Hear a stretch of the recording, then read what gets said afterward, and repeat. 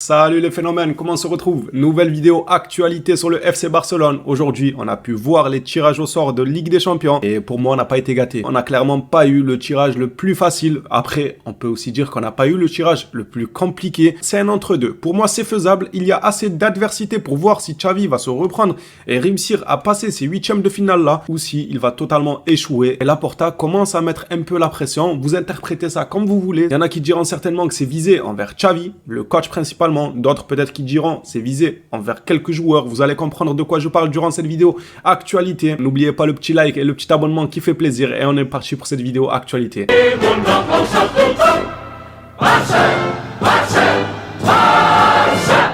Tiens donc ce que j'attendais depuis tant de temps, que Laporta prenne enfin ses responsabilités et commence à communiquer sur les échecs match après match. Que ce soit, bon, à un moment c'était que en termes de jeu, on était dégueulasse dans le jeu. Maintenant ça touche même aux résultats. Et là Laporta commence à se réveiller parce que déjà qu'il n'y avait pas de jeu de base, mais on disait vas-y allez c'est pas grave, 1-0 à la 95e minute, on gagne un championnat, c'est plutôt pas mal, peut-être qu'on va progresser, qu'on va avoir du jeu. C'est l'inverse qui s'est passé. Non seulement on joue toujours d'une manière dégueulasse, mais en plus de ça, les résultats ne suivent pas tant que ça sur les derniers matchs du FC Barcelone, que ce soit en termes de buts marqués ou même en termes de victoires tout simplement. On a essuyé pas mal de défaites, pas mal de matchs nuls, pas mal de points perdus et ça, Laporta, ça commence à l'agacer. Aujourd'hui, il a fait beaucoup de déclarations, bien évidemment. Il a tenu à apporter son soutien à Xavi, comme je l'ai dit et je le redis, pour moi, c'est tout à fait normal que Laporta continue de clamer son soutien envers Xavi parce qu'il n'a personne sous la main, qu'il ne veut peut-être pas virer un coach en pleine saison comme ça, sans forcément avoir un remplaçant à portée de main. Donc Laporta essaye de rester mesuré et dire que j'ai toujours confiance en Xavi. Par contre, ce qu'il déclare dans la foulée de ce soi-disant j'ai confiance en Xavi et tout, c'est ce communiqué-là qu'on va lire ensemble. Donc, comme j'ai précisé pour ceux qui vont me dire oui, mais tu montres que quand Laporta insigne des choses comme ça, mais tu montres pas quand il parle bien de Xavi. Je le dis verbalement. Il a dit qu'il avait confiance en Xavi. Maintenant, passons à ce communiqué-là. Laporta déclare perdre a toujours des conséquences. Ça, j'aime bien.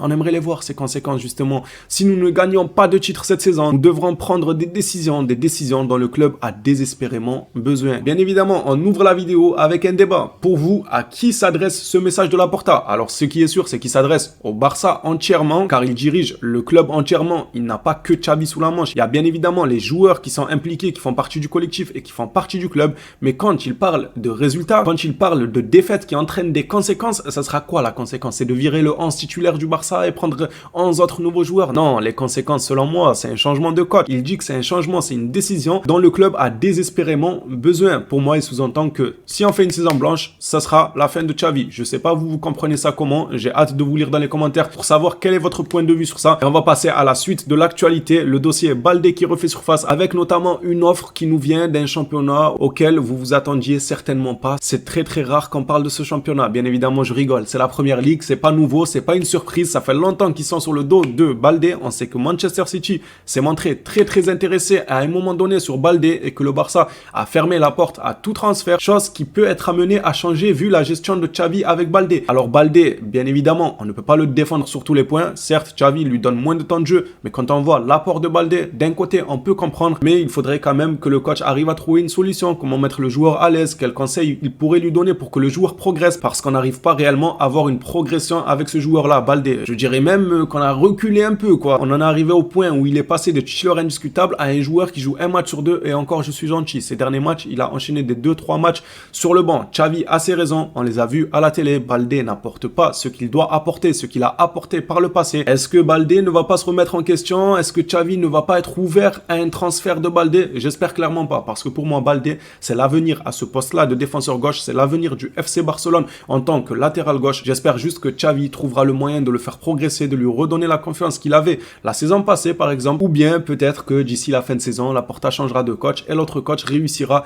à remettre Baldé dans le bain. Vous m'avez compris, moi je ne veux pas une vente de Baldé, bien évidemment. Je veux absolument pas entendre parler de ça. Vous avez certainement pas raté le tirage au sort de Ligue des Champions. On a tiré Naples, comme je vous l'ai dit durant l'intro. Pour moi, c'est pas le tirage le plus facile, loin de là. C'est pas le plus compliqué aussi. Qu'en pensez-vous les Blaugrana de ce tirage? À titre personnel, Avec du recul, j'aime bien. J'aime bien, comme je vous ai dit, c'est pas le plus dur, c'est pas le plus facile. Parce qu'on aurait mangé un facile, déjà on aurait galéré. On aurait eu Copenhague ou quoi là, on aurait encore eu Xavi en train de transpirer comme face à Porto, comme face à Anvers et tout. Il aurait transpiré, il serait là à gueuler dès la deuxième minute, à lever ses bras partout alors que le gars il affronte Anvers. On aurait galéré tout en se qualifiant. Donc la team un peu fanatique de Xavi serait venue nous dire oui, mais le résultat est là, on s'est qualifié. Là pour moi c'est un bon test. C'est pas les plus nuls, c'est pas les plus forts. On pourra juger l'équipe sur ce match-là. Bien évidemment, c'est pas parce que on bat Naples et qu'on passe les huitièmes de finale que ça y est, on n'a plus de soucis. Mais par contre, si on passe pas Naples et qu'on sort en huitièmes de finale, là, ça annoncera une réelle crise. Même si, selon moi, la crise, elle a déjà lieu depuis un certain moment. Une information sur Vitor Roque, rien de nouveau, juste quelques précisions sur le dossier. Selon Mundo Deportivo, Vitor Roque arrivera à Barcelone le 27 décembre, donc très très bientôt. Il rejoindra l'entraînement collectif le 28 au retour des vacances de Noël. Et pour terminer cette vidéo actualité, on finit par une information sur Rafinha qui en énerve plus d'un lors de ces derniers matchs. Et c'est totalement compréhensible, malgré que c'est un des seuls qui apporte un soi-disant danger.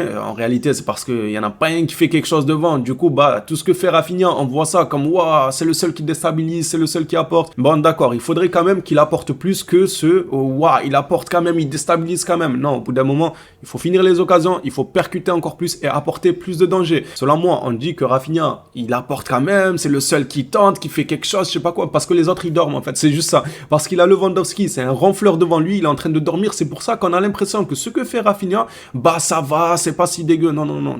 On en demandera bien plus de Rafinha. Pour moi, il avait bien débuté son début de saison. Malheureusement, ces derniers temps, je le trouve pas très très bon. Ceci dit, selon Sport, le joueur serait courtisé par deux clubs, enfin un club et un pays pour qui l'argent coule à flot. Après United aussi, l'argent coule à flot. Manchester United et l'Arabie Saoudite sont intéressés par Rafinha. Le joueur n'a pas l'intention de quitter cet hiver le club et Barcelone étudiera les offres. Le club en demandera au minimum 100 millions. Mais 100 millions, je l'aide à faire les valises. Je vous jure, c'est vrai. Je suis prêt à plier son linge et tout pour qu'il s'en aille pour 100 millions. Faut pas déconner au bout d'un moment. 100 millions pour Rafinha. Je pense qu'on l'accompagne tous à l'aéroport. On va pas se mentir. Maintenant, pour finir cette vidéo actualité, je vais vous dire à l'oral une information que je n'ai pas sous la main mais que j'ai vu et qui est fiable à 100%. Du côté du FC Barcelone, on signera un milieu de terrain. Enfin, du moins, on signera, j'en sais rien. C'est pas moi qui a le chéquier du Barça entre les mains. Mais selon les dernières déclarations, le Barça veut bel et bien un remplaçant de Gavi. Étant donné que le joueur est blessé jusqu'à la fin de la saison, il faut bel et bien le remplacer. Et le Barça a confirmé qu'ils tenteront d'aller chercher un nouveau milieu de terrain dès cet hiver. J'ai hâte de voir qui ce sera. Vous savez déjà que le choix de Xavi serait Lo Celso. Reste à voir si Tottenham se montrera flexible pour négocier dès cet hiver ou pas. Chose qui m'étonnerait. Mais bon, faut faire confiance à Deco et Laporta. On verra de quelle manière ils travaillent et sur qui ils jetteront leur dévolu. Voilà les phénomènes, cette vidéo actualité est terminée. Merci à tous ceux qui suivent les vidéos régulièrement. On s'attrape à la prochaine. D'ici là, prenez soin de vous les phénomènes.